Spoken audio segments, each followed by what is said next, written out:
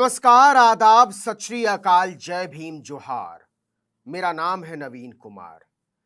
दानिश अली के लिए लोकसभा में आपत्तिजनक शब्द का बार बार इस्तेमाल किए जाने पर, मुल्ला कहे जाने पर, कटवा कहे जाने पर, भड़वा कहे जाने पर, उग्रवादी कहे जाने पर, आतंकवादी कहे जाने पर हंगामा मचा हुआ है। भारतीय जनता पार्टी के कुछ नेता छाती फाड़ कर रो रहे हैं कि हमारे साथ नाइंसाफी हो रही है, हमको बदनाम करने की कोशिश की जा रही है।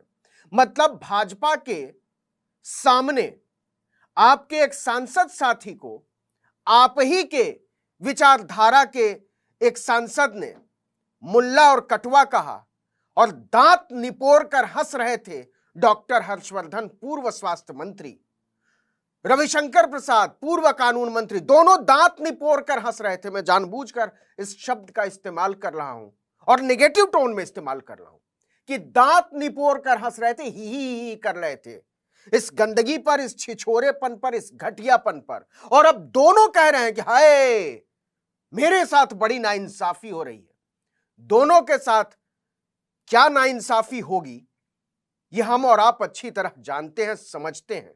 लेकिन इस पर आने से पहले जरा आपसे एक सवाल पूछ लेते हैं कि क्या सुदर्शन टीवी का जो ये लंपट मालिक है सुरेश चौहान के, इसको भड़वा कह सकते हैं क्या? मतलब कहा जा सकता है कि नहीं कहा जा सकता है? यह सवाल मैं पूछ रहा हूं आपसे और सुरेश चौहान के से भी पूछ रहा हूं कि सुरेश जी, आपको हम लोग भड़वा कह सकते हैं क्या? भड़वा का मतलब होता है भांड। भांड उन लोगों को कहते हैं, लोकोक्ति में, लोक भाषा में प्रचलित शब्दावली में, जो पैसा लेकर या किसी सुविधा की वजह से या किसी आग्रह को पाने के लिए, दूसरों को खुश करने के लिए नाचता है, गाता है, कोई कलाप करता है, क्रियाकलाप करता है, हारमोनियम बजाता है, तबला बजाता है, नौटंकी करता है, कुछ भी करता है, भांड कहते हैं उसको। मतलब वो राजा उनको पालते थे इसलिए कि हमारे आकर दरबार में गाओ, नाचो, गाओ, तमाशा करो, नौटंकी करो, कुछ करो, उससे राजा को मजा आता था, तो भांड ऐसे नाचते थे। तो भांडों को ही बाद में जो है, मतलब दलाल जैसे शब्द में इसका बाद में इस्तेमाल होने लगा और उनको फिर भड़वा कहा जाने लगा, जिसका इस्तेमाल दानिश अली के लिए किया है रमेश बिधुड़ी ने। तो क्या हम लोग सुरेश चौहान के को, जो सुदर्शन टीवी का मालिक है, उसको भड़वा, उनको भड़वा कह सकते हैं क्या? उसको मैं नहीं कह रहा हूं, क्योंकि तब भी थोड़ा सा सम्मान बचा कर रख लेना चाहता हूं। लेकिन क्या सुरेश चौहान के को भड़वा कहा जा सकता है? क्योंकि सुरेश चौहान का कहना है कि हाँ, उनका कहना है कि हाँ, आप कह सकते हैं, मुझे कोई दिक्कत नहीं है, क्योंकि जो जैसा है उसको वैसा कहा जाना चाहिए। सुरेश चौहान के की समझ ये कहती है। उन्होंने ट्वीट किया और लिखा कि मुल्ले को मुल्ला कहना गाली कैसे हो गई? जो कटवाने को गलत नहीं बल्कि कर्तव्य मानते हैं, उसे कटवा कहना अपराध कैसे हुआ? यह नीच आदमी, यह गंदा आदमी, यह घिनौना आदमी, यह पाजी आदमी पूरी एक कौम को गाली दे रहा है, बकवास कर रहा है। यह मानसिक तौर पर विक्षिप्त और बीमार आदमी पूरे हिंदुत्व का बजबजाता हुआ कोढ़ है। यह हिंदुत्व के लिए नाली का वो कीड़ा है जो इस धर्म को खा जाने पर आमादा है। एक कीड़ा है यह सुरेश चौहान के, जो कहता है कि कटवाने को जो गलत नहीं मानते उसको कटवा नहीं कहे तो क्या कहें, भड़वे को भड़वा नहीं कहे तो क्या कहें, मुल्ले को मुल्ला नहीं कहे तो क्या कहें। इस गंदगी पर और इसके लिए तैयार किन लोगों ने किया है मानसिक तौर पर, हम और आप अच्छी तरह जानते हैं। क्योंकि हमने पहले भी कहा था इसके वीडियो में कि जब एक सांसद ने, एक मंत्री ने जब कहा देश के गद्दारों को जूते मारो सालों को, तो उनका प्रमोशन कर दिया जाता है। अनुराग ठाकुर, उन पर एफआईआर तक नहीं होती, सुप्रीम कोर्ट में मुकदमा चल रहा है कि एफआईआर तो करो, 2.5 साल से ज्यादा हो गए, वो नहीं हो रहा। लेकिन भारतीय जनता पार्टी में आग लगी है और शर्मिंदगी की विषय है। चलिए एक मुस्लिम से शुरू करते हैं। मुख्तार अब्बास नकवी, दानिश अली रो पड़े, पत्रकारों से बात करते हुए वो बात नहीं कर पाए, उनका गला भर आया। वो इतने आहत महसूस कर रहे थे क्योंकि भरी संसद में उन्हें आतंकवादी और उग्रवादी कहा गया है। राहुल गांधी मिलने पहुंचते हैं दानिश अली से, यह बताने के लिए कि आपकी तकलीफ में हम आपके साथ हैं और हम मिलकर इसका विरोध करेंगे। लेकिन मुख्तार अब्बास ने क्या ट्वीट किया, गले मिलते हुई तस्वीर है। इस तस्वीर पर किसी भी मनुष्य को तो दिक्कत नहीं होती तब तक जब तक कि वो मनुष्य एक जल्लाद में न तब्दील हो जाए। मुख्तार अब्बास नकवी ने क्या लिखा, घंटों में ही गुरु घंटाली का घटिया घमासान, घमंडिया घराने का अरमान बन गया, खुदा खैर करे। मुख्तार अब्बास नकवी जी, आप हैं तो मुसलमान ही ना, दफना ही जाएंगे ना, क्या हो गया है? खुदा का नाम लेकर क्या क्या बातें कर लेते हैं। मतलब इस घटियापन के लिए भी बड़ा बड़ा मतलब ऐसा जिगरा चाहिए ना जिस पर शर्मिंदगियों को शर्म आए। कुछ तो डरिए जिस खुदा का नाम लेते हैं उस खुदा से, कुछ तो खौफ खाइए ऊपर वाले से, कुछ तो खौफ खाइए। क्या होगा आपका जब खुदा के सामने मिट्टी के बाद आप खड़े होंगे? कुछ कुछ रहम कीजिए, कुछ तरस खाइए अपनी आने वाली नस्लों पर, इस मुल्क के लोगों पर। ऐसी ऐसी गंदगी और ऐसी घटिया जुबान की उम्मीद, कविता वविता पढ़ते हैं, थोड़ा ठीक कर लेंगे अपनी भाषा तो क्या हो जाएगा। हंस रहे थे, खिलखिला रहे थे डॉक्टर हर्षवर्धन, पीछे लंबा सा, इतना लंबा ट्वीट किया उन्होंने, मतलब 4.5 हाथ का उनका ट्वीट है कि मैं तो चांदनी चौक में पला बड़ा हूं जी, मेरे तो इतने मुसलमान दोस्त हैं जी, मेरे खिलाफ तो कैंपेन चल। मतलब खी दांत निपोड़ कर रविशंकर प्रसाद के साथ, उन पर भी आऊंगा, रविशंकर प्रसाद के साथ दांत निपोड़ कर पीछे बैठकर हंस रहे थे आप। आपको अच्छी तरीके से पता था कि संसदीय परंपरा इसकी इजाजत नहीं देती। आपका हंसना उससे बड़ा अपराध था। रमेश बिधुड़ी ने तो जो किया सो किया, लेकिन आपका हर्षवर्धन जी और रविशंकर प्रसाद जी, आपका कानून के ज्ञाता बनते हैं ना आप रविशंकर जी, अपनी कानून की डिग्री में आग लगा दीजिए। आपके कानून की डिग्री इस देश की संसदीय परंपरा पर, आपकी कानून की समझ इस देश की संसदीय परंपरा पर, आपकी वैधानिक चेतना भारत की संसदीय परंपरा पर बोझ बन गई है, बोझ, बर्डन। रविशंकर प्रसाद जी खी करके हंस रहे थे दांत निपोड़ कर, और आप ट्वीट करते हैं कि संसद के अंदर और संसद के बाहर हमने हमेशा मर्यादित आचरण का समर्थन किया है और मैं स्वयं भी इसका पालन करता आया हूं। मैं ऐसी किसी भी टिप्पणी का समर्थन नहीं करता हूं जो अमर्यादित। खी करके हंसना भी ना, क्योंकि एक बार नहीं कहा था रमेश बिधुड़ी ने, 10 बार कहा था, 10 बार।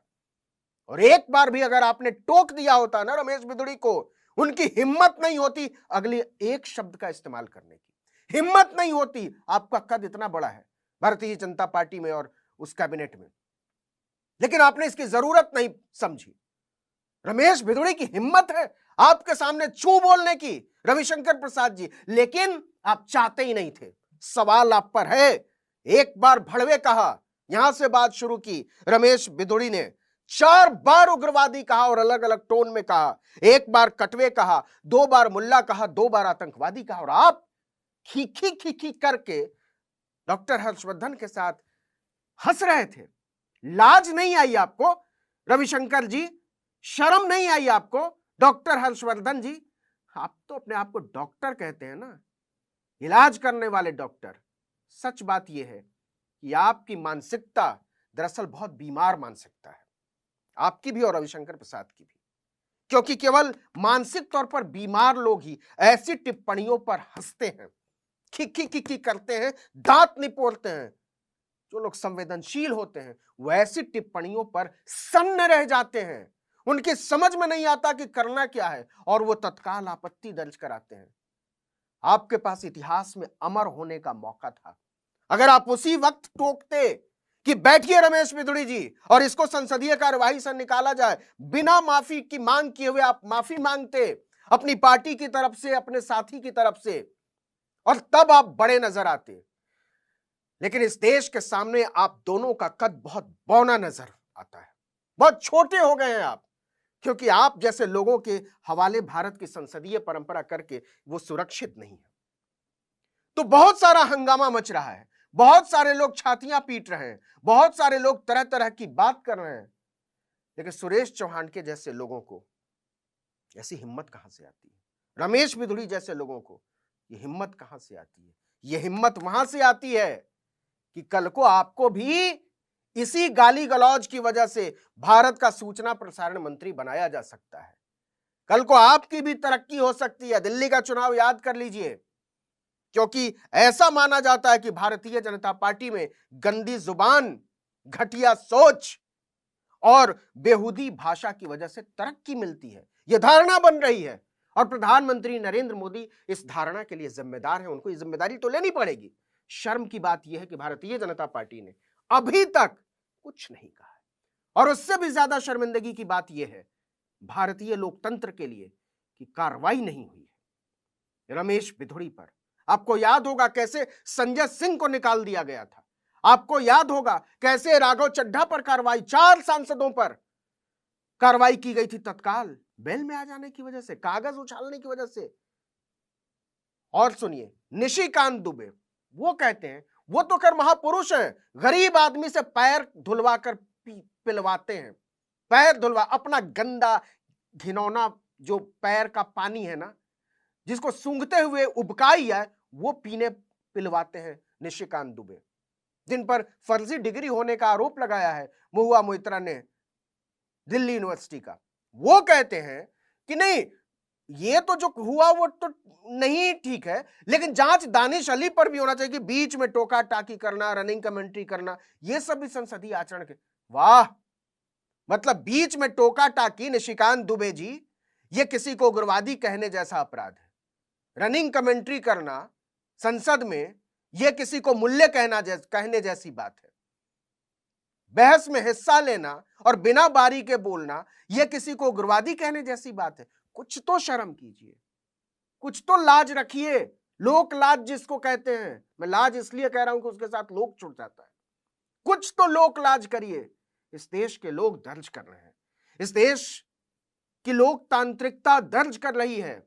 आपके आचार को, आपके व्यवहार को यह स्वीकार नहीं है, हरगिज स्वीकार नहीं है। दानिश अली के दर्द में, दानिश अली की तकलीफ में, दानिश अली की वेदना में पूरा देश खड़ा है। और याद रखिएगा, आपकी इस गंदी जुबान को, आपकी इस गंदी सोच को, आपके दांत निपोरने को, आपकी भद्दी भाषा को इस देश का इतिहास दर्ज कर रहा है। और इतिहास बड़ा निर्मोही होता है, वो बड़े बड़े बादशाहों को नहीं छोड़ता, उधेड़ कर रख देता है इतिहास। तो फिर आप कौन हैं? इतिहास हमेशा लफंगे को सिर्फ लफंगा लिखेगा, इतिहास गुंडे को हमेशा गुंडा लिखेगा, इतिहास हमेशा लिखेगा लोकतंत्र को नोचने वालों को लोकतंत्र का अपराधी। इस वीडियो में इतना ही, लेकिन अगर आपने आर्टिकल 19 इंडिया को अब तक सब्सक्राइब नहीं किया तो फौरन कर लीजिए। बेल आइकॉन दबाइए, घंटी जैसी आकृति, लाइक कीजिए और कमेंट करके बताइए हमारा वीडियो आपको कैसा लगा। यूट्यूब पर देख रहे हैं तो हमारे चैनल को सब्सक्राइब कर लीजिए, फेसबुक पर देख रहे हैं तो हमारे पेज को लाइक कीजिए, इंस्टाग्राम पर हमें फॉलो कीजिए और हमारा ट्विटर हैंडल है आर्टिकल 19_इंडिया और मेरा ट्विटर हैंडल है नवीन जर्नलिस्ट। आप मुझे भी फॉलो कर सकते हैं। नमस्कार।